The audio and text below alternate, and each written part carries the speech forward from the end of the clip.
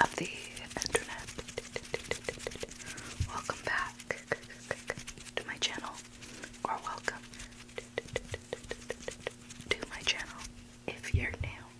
Tonight's Reddit thread asks, what has been the most bone-chilling, hair-raising, let's get the hell out of here experience? As always, before we get started, don't you dare forget to like, subscribe, and comment down below. And if you have your own Reddit-like, creepy, unsettling story that you would like to share with me to read in a future video, make sure to email this email right here, which is also available in the description down below. Lastly, if you're loving the content and you want to show some love, here is how you tip your favorite waitress. This right here is my tip jar information, which, like the email, is also available down below. Anything is appreciated. Thank you. Okay, that's enough from me. Let's get into these stories. Also, if you're wondering what the movie my phone case is depicting, it's Kiki's Delivery Service. My first Studio Ghibli movie ever. Okay, anyway. First story. I don't tell this story often, but this seems like a good place. Back in college, I used to drive up the West Coast on the weekends, then just crash in my car when I got tired. I woke up from a nap in the driver's seat and something just didn't feel quite right. It was just dusk and the light was fading pretty fast. I yawned and stretched, and as I did, I turned my head to the side and just caught a face ducking down below my rear passenger window. I went to hit the lock button just to make sure, and in my panic I accidentally unlocked the doors briefly and then locked them again. I stared at the window for a few minutes, knowing that someone was crouching just out of sight. Eventually I started the car and I thought I heard a scruffing sound. Whoever it was didn't reappear, but that was enough for me. As I noped out of there, I pulled back onto Highway 101. I glanced back at a bald figure in a red t-shirt with something wrapped around his face, booked it into the woods on the side of the road. That was the end of my weekend trip. I drove 2 hours back to my dorm room, white-knuckled hands locked on the steering wheel. I had to pull over a few miles down the road, though, to deal with the adrenaline shakes. No. This, to me, sounds like the beginning of a Hills Have Eyes or Wrong Turn movie, and that's a no for me, dog. No. Somebody commented, I had almost the same experience sleeping on the coast, although I was laying in the back of my SUV. I heard someone walking around my vehicle, and I jerked upright, just in time to see them duck down. I crawled into the front seat and booked it out of there. I wasn't terribly freaked out since I think they were just more interested in the vehicle than me, and had assumed it was unoccupied, but still, I bought a stun gun after that. The next story. When I was a teenager, I was awoken to a sudden chaos in my house. I came out of my room to see my dad, butt naked except for his red wings, with a pistol in his hand, absolutely tearing through the house towards the front door. My mom swoops me out of the way and locks me in and herself into my sister's room. Apparently someone was trying to break into my window and had not realized my parents' window was right by mine. Small craftsman style home. My dad woke up, grabbed the gun, and chased the dude down the street naked with a gun at 3 a.m., screaming, "I'm going to find you, motherfucker." Pretty sure every neighbor called 911. Cops came, police helicopter involved, the whole 9 yards. Turns out the dude was some wanted person who'd been outside my window long enough to have smoked half a pack of cigarettes. Probably the only reason he did was that we had storm windows, which is what he was trying to pry off when my dad woke up. They did end up getting him hiding in my neighbor's shed. Now, I was born when my dad was only 21 and my mom was probably under 15 at the time. So he was only in his 30s. My dad was a construction worker who was like 6'2", and he started going bald young, so he shaved his head and had a huge goatee. He was very menacing looking when he wanted to be. Thank God no one had security cameras at the time, because the image of that angry, naked man with work boots on running down the middle of the road kept the neighbors' tongues wagging for months as it was. This was the mid-90s. The next story. When I was about 11, this house down the street from my grandparents had a reputation of being haunted.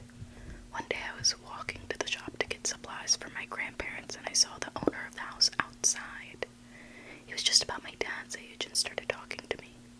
I really wanted to be the first of my friends to go in the haunted house, and I was asking a million questions about ghosts and stuff, and he told me I could come in and see if I wanted.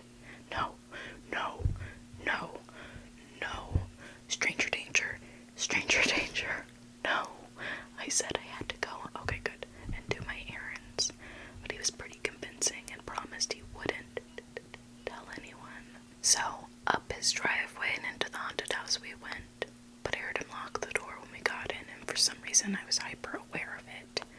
I said I changed my mind, and he kind of blocked me from the door, trying to change my mind and calling me a scaredy cat and stuff.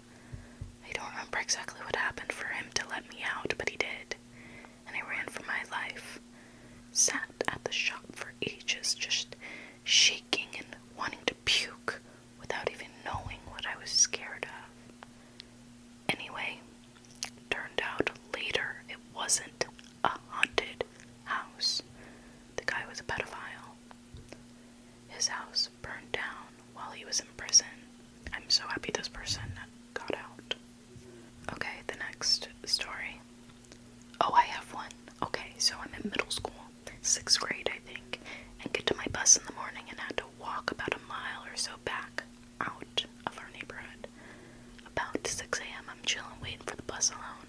This man walks up to me, and I can't remember what he was talking about, but I do remember him trying to get me into the house across the street.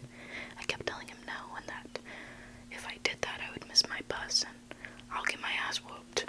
Early 90s, shaking my head. The more I said no, the more agitated he got, and I remembered being more scared than I'd ever been in my life, and trying to figure out where I could run. I'm literally trying to gauge if I could jump into a bayou that's catty corner to us and not die. But like a fucking boss, my old elementary school bus driver comes hauling ass down the street, stops the bus, flies out the door, screaming at the guy who runs to a car parked in front of the house he was trying to get me to go to, and drives off. She bangs on the doors of the house, and they tell her everyone who lives there is accounted for, and they have no idea who that man was. She took me home from that day on. My stop changed to a block away from my house. Her name was Miss Francine, and I'm convinced she saved my life that morning. I'm in my 40s now, but telling the story to my kids still makes me sick to my stomach. The next person says, 2019 summer, I was house sitting for my dad while he was away at work. The house is in the middle of nowhere and barely even on Google Maps. Usually when friends come over, I would have them drive to the top of the nearest paved road and lead them down a few more paved streets to my dad's place. I had a few drinks with friends and had been dropped off by my friend that lived close by. He dropped me at the side of the house because it was easier for him to turn around there. So I walked up to the stairs and entered my key through the side door that led to the kitchen. The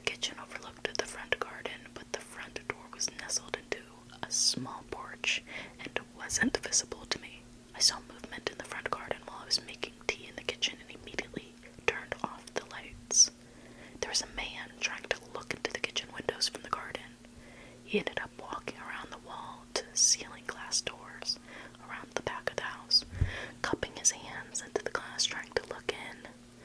I wasn't completely sober that night, so I remember just thinking the situation didn't seem real. He couldn't see me in the dark, but I was hiding behind the wall that separated the kitchen from the dining/lounge area. Open floor plan. I had stupidly not locked one of the glass doors closer to the front door, and he started entering the house in the pitch black, not realizing I was maybe 10 feet away from him. I had already called the friend who had dropped me off, as I knew he was still nearby. Cops would have taken at least 30 minutes to get to me. Knowing his parents' ex-military, he kept a gun in a safe in the truck. I remember just wanting to run, get out of the house, but the situation didn't feel real at all, like something from a movie. I was acting on adrenaline, but if I ran, I'd be alone in the middle of nowhere with a deranged man chasing after me. As the guy walked further into the house, I stepped out and pulled a knife on him. Again, I was not sober. It was a very stupid thing to do. He tried to incoherently make conversation, but I got him out of the door just as my friend pulled up with his gun. The dude bolted to his car that was parked in the area concealed by trees on the property. Turns out he was the fucking gardener.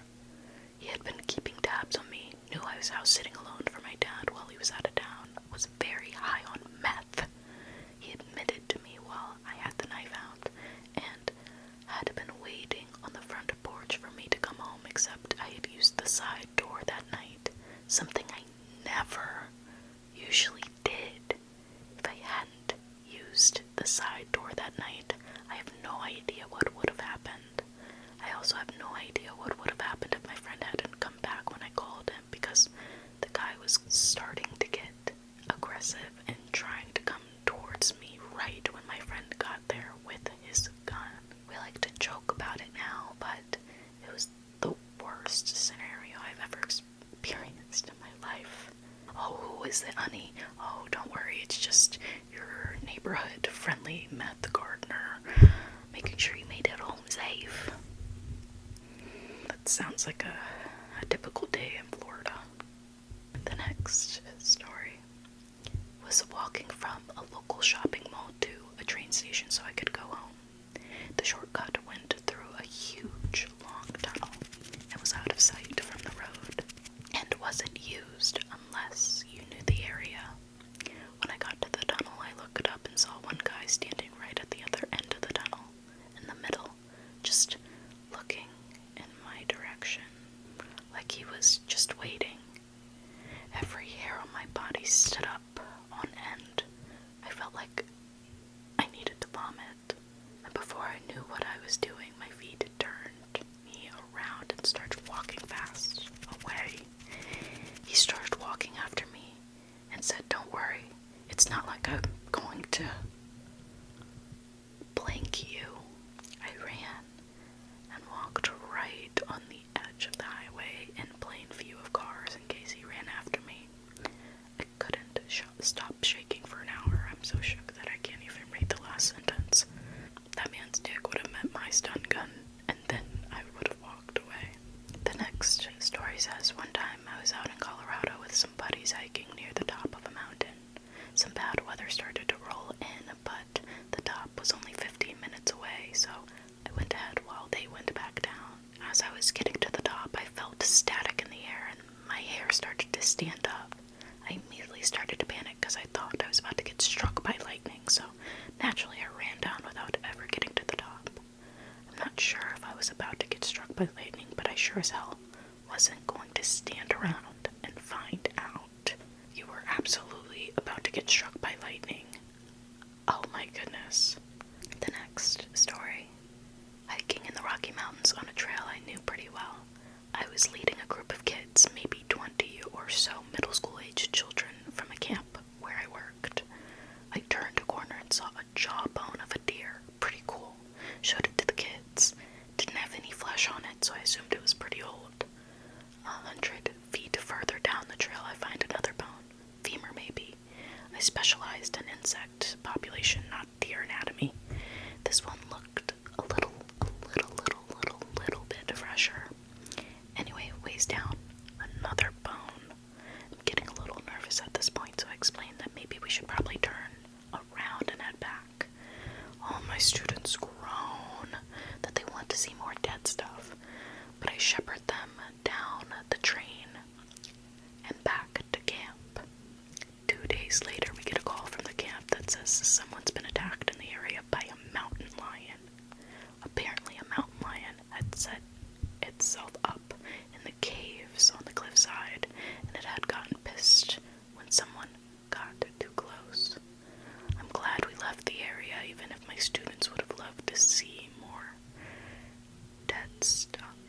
The next story. Me and a couple of my friends were walking around at night when we were around 11 or 12, and I specifically remember all of us feeling like something was off, and we started joking about someone or something getting us, and saying to each other we're not afraid of anything. Then we heard a raspy growl that we all agreed had to be a mountain lion. All of us were in a dead sprint to my house, scared shitless as soon as we heard it. I didn't live in a place where they usually are, so people mostly didn't believe us, but shortly afterwards, and after some more sightings, a mountain lion was caught just 10 to 15 miles from my home.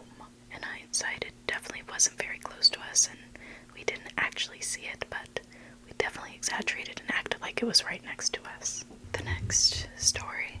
I worked in a lot of remote areas of West Texas, servicing oil field related equipment. One time, I was out in the middle of nowhere as usual, and to the northeast was a butte, an isolated hill that's bigger than a regular hill but smaller than a mountain. But everywhere else around it was pretty flat. There was one road in and out of the site I was at. At some point when I was working on a control box, I had an overwhelming feeling that I was being watched. I scanned the horizon, looked around the butte, and went back to work. This happened a few more times within several minutes until I finally saw something move onto the side of one of the rock outcroppings behind the butte. On the butte. I went to my truck and grabbed my binoculars. That's a monocle, so binoculars. And the figure hid behind that outcropping. It was definitely a human. I glassed him for a good 20 minutes, and I could see him peek around every couple of minutes. Eventually, he leaned out so far that I could see the silhouette of the barrel of a rifle slung around his back. At some point, he was hidden behind his rock for a while, and the next time he peeked out, I couldn't see the rifle. He had either put it down somewhere, or he was now holding it. I immediately felt a sense of impending doom. The hairs on my arms and neck was standing straight up. I very quickly collected my tools, got my AR-15 from behind the driver's seat, and sat it on the passenger seat and tore out of there. I sped down the dirt road, almost clipped the cattle guard, and started cruising down the highway just as the adrenaline started to wear off. I remember the metal taste in my mouth and having to grip the steering wheel to keep my fingers from twitching. A few miles down the road, a maroon Suburban full of guys was pulled over on the oncoming side of the road. They definitely weren't oil field workers. Shades all around, bust heads, all intently looking at me. I expected them to pull a U-turn and pursue me, but they didn't. I can't prove that this is what was happening, but I do know that cartel guys run operations where one scouts for guys working alone and calls in a group of guys to rob them of their truck and tools. That would make me find a whole new career path. Best friends and I were heading down a mountain from scouting bighorn sheep a little before opening day for hunting season. It was already pretty close to a 200-kilometer day of hiking through the mountains. We were roughly a couple of kilometers from the truck, hiking along the bank of a dried riverbed when his dog stops dead in his tracks.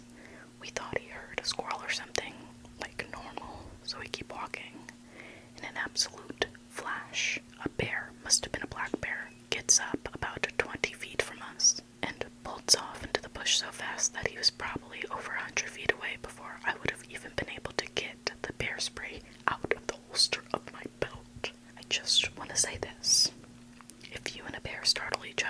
decides to attack, you are 100% fucked. I have never seen something so big move so fast in my life.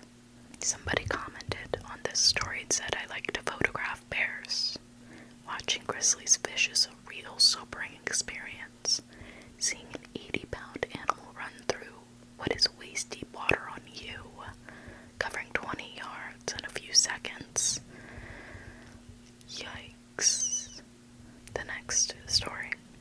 Back when my son was only about a year old, my husband worked a second shift, so I was alone every evening. We lived in a townhouse at the time and had a neighbor who was a war vet my husband was friendly with. He was a little off in a sense. There was obvious PTSD and other traumas, but all around, very nice dude. Anyway, one evening this guy knocks on the door. I opened it thinking he probably was looking for my husband and I was going to let him know that he was working. Dude was super drunk, wouldn't stop talking, and kinda made his way into the house. He also brought his huge ass German Shepherd with him. I was trying to be friendly, bitch, what? Now, if some random dude walks into my house, somehow gets in, there is no such thing as friendly. Don't be friendly. I was trying to be friendly, but I had the worst feeling in my stomach. I felt insanely vulnerable and like something just wasn't right with the situation. I kept trying to tell him in the nicest way to leave, but he wouldn't. I texted my husband, hey, neighbor guy's here and won't leave, he's trashed, I feel really uncomfortable.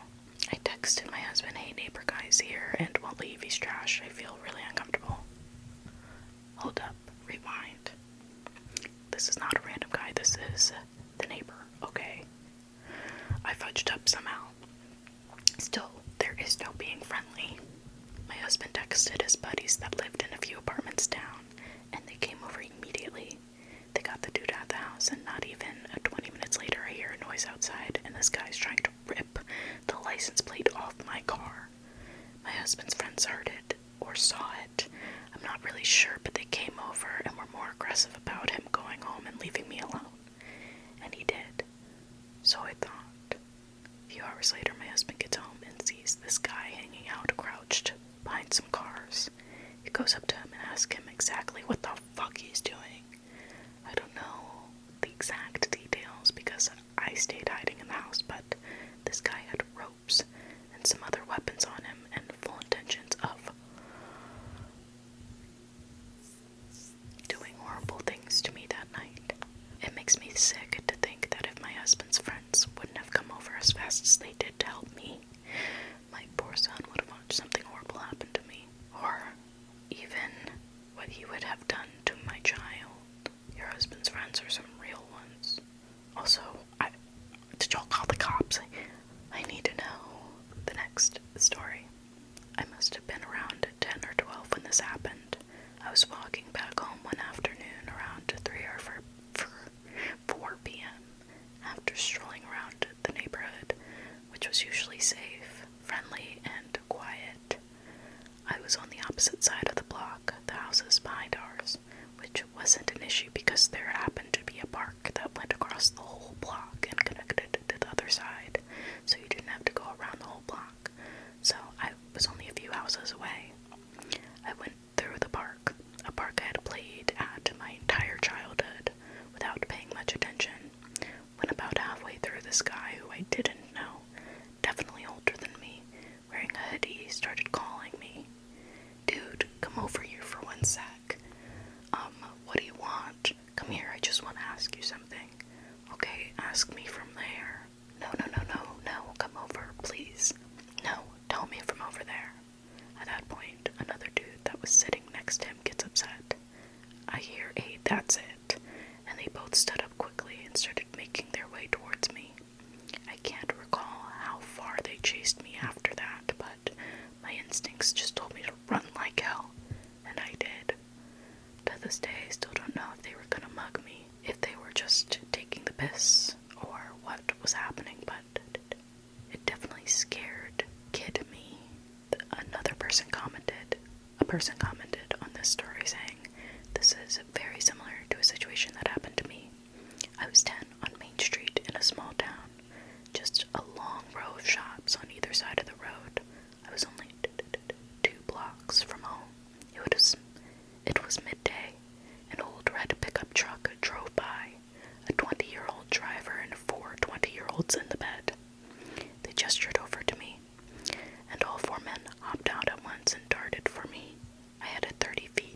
start and sprinted for my life. I came to a small crack between buildings, maybe 7-inch space. I slid between it just as they caught up to me. One of them reached out and his fingers caught my shirt, but he couldn't get a grasp on me in time. Oh, thank God. They were too large to fit. I shuffled along the building, and they came around the long way to get to me. I had a broken line of sight, though, and sprinted to a nearby good place to hide, and stayed in a bush for an hour terrified. I don't know what they wanted from me, and I'm glad I didn't have to find out. I never felt safe again, and always thought they would have come to my home. The next story. I was in an upstairs lab in med school, just a friend and I practicing surgical skills. There was a main enclosed staircase down the lobby/classrooms and a weird outdoor stairway that nobody ever used except in fire drills. It wasn't a fire escape, but the old main entrance to the lab classroom. When I put my hand on the door handle to get to the main stairs, I was filled with a weird sense of, get out, not that way. Just absolute fear. I felt trapped and anxious. For the first time in 3 years, I said, let's take the outdoor stairs. My friend had literally no idea there was even an exit there. The next day we found out, at that exact time we were taking the outside stairs, one of our classmates was pulling a gun on the admin and students in the lobby at the base of the main stairs. He'd been kicked out of the program for his grades and snapped. My friend still talks about it and tells people to always trust your instincts. I actually asked her to stop telling people because I felt so weird about it. I'm sure I just heard something in the distance that gave me that feeling, but Gavin DeBecker would be proud. The next story. I'm a criminal defense investigator. I had a murder case involving two brothers. The one accused of the murders was very autistic and his brother was a schizophrenic. The schizophrenic brother lived in a potato shack in the middle of the desert. I needed to talk to him several times throughout the course of the investigation, and since he didn't have a phone or electricity, I had to drive several hours out to his house and yell his name from the fence until he came out of the shack. This investigation lasted several years, and over time I developed a rapport with schizophrenic brother, and I kind of got to like him. He would talk your ear off about aliens with cold eyes and the underground tunnels that connect all the Walmarts in the country, but he was pretty entertaining, and part of me wonders how much of it was a show. Schizophrenic brother eventually gets a girlfriend. She's a tweaker who has mistaken his schizophrenia for meth-induced psychosis.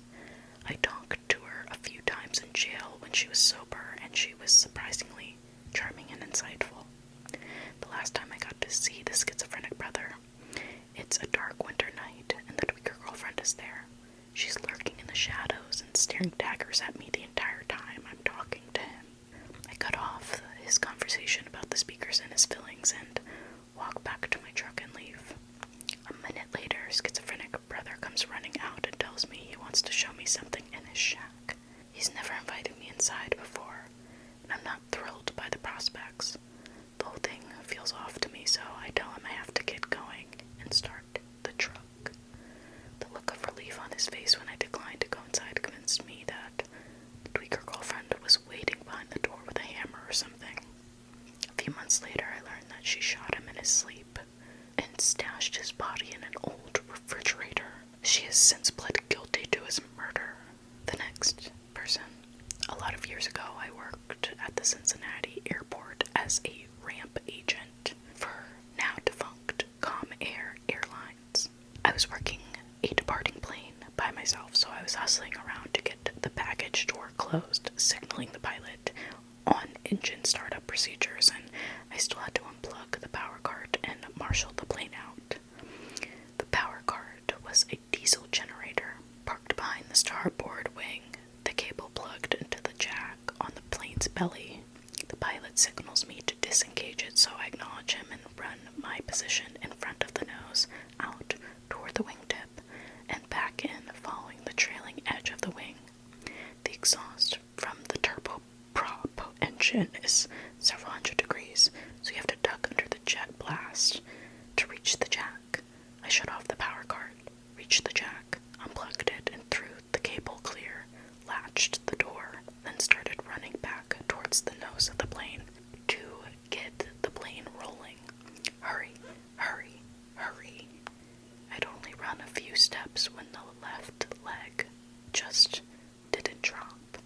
It extended for such a distance in time. I literally looked down at it thinking, what the hell? My foot finally planted, knee locked, and I felt the impact in my teeth.